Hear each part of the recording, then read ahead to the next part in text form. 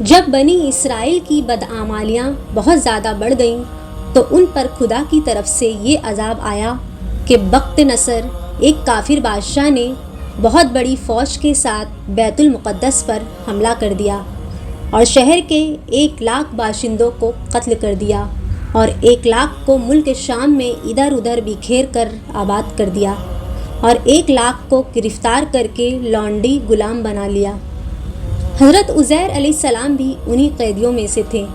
اس کے بعد اس بادشاہ نے پورے شہر بیت المقدس کو توڑ پھوڑ کر رکھ دیا اور بالکل ویران بنا ڈالا۔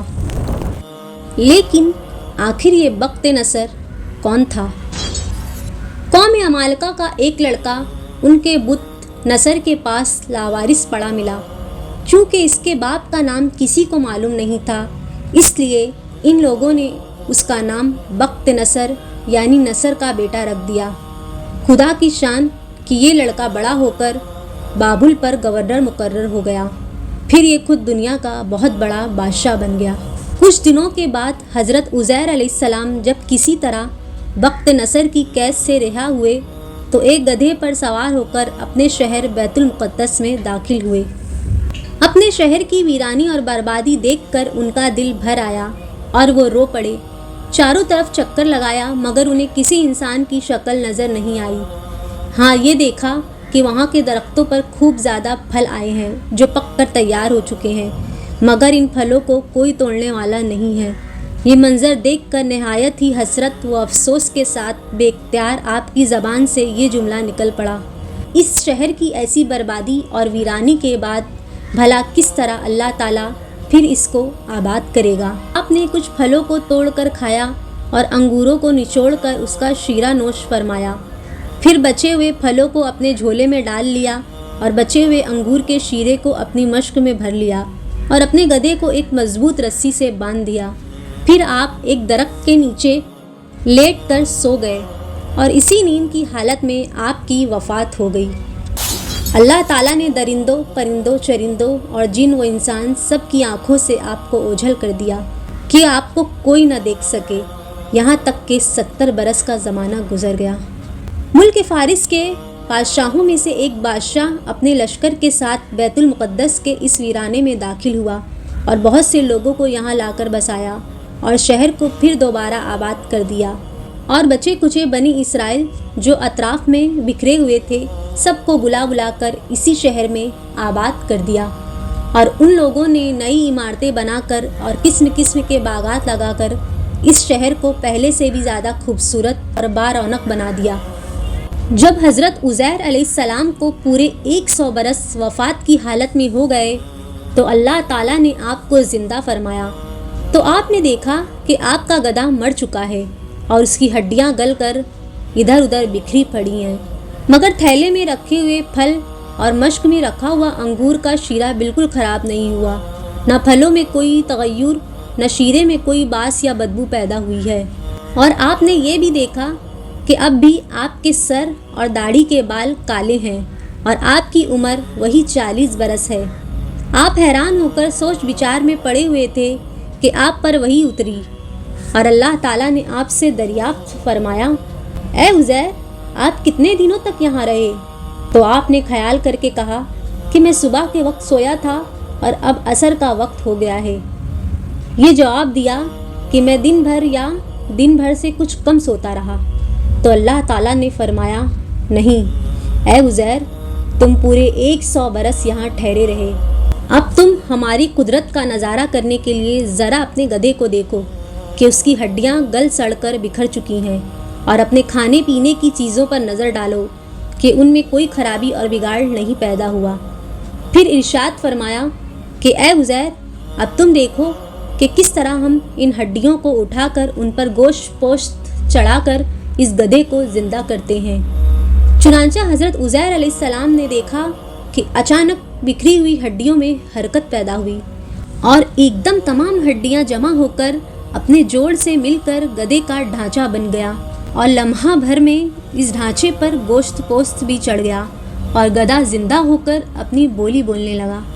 یہ دیکھ کر حضرت عزیر علیہ السلام نے بلند آواز سے یہ کہا، میں خوب جانتا ہوں کہ اللہ سب کچھ کر سکتا ہے۔ اس کے بعد حضرت عزیر علیہ السلام شہر کا دورہ فرماتے ہوئے اس جگہ پہنچ گئے جہاں 100 برس پہلے آپ کا مکان تھا، تو نہ کسی نے آپ کو پہچانا نہ آپ نے کسی کو پہچانا۔ ہاں، البتہ یہ دیکھا کہ ایک بہت بوڑھی اور اپاہج عورت مکان کے پاس بیٹھی ہے جس نے اپنے بچپن میں حضرت عزیر علیہ السلام کو دیکھا تھا۔ آپ نے اس سے پوچھا کہ کیا یہی عزیر کا مکان ہے؟ تو اس نے جواب دیا، جی ہاں۔